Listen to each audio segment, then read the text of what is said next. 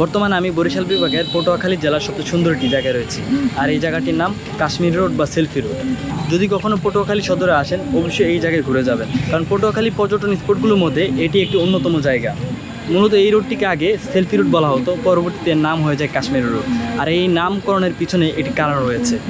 অনেক ঘাটাঘাটি করে জানতে পারলাম ভারতের উন্নয়ন কাজ দেখানোর জন্য তাদের যে বাৎসরিক ম্যাগাজিন ছিল সেখানে পটুয়াখালীর এই সেলফি রুটটিকে কাশ্মীরের উন্নয়ন কাজ বলে ছাপিয়ে দিয়েছিল, যেটা নিয়ে অনেক আলোচনা সমালোচনা হয়েছিল।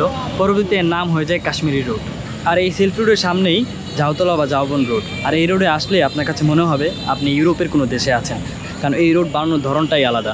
রাস্তা যাতে পথচারী হাঁটতে পারে তার জন্য রয়েছে বিশাল বড় ওয়াকওয়ে।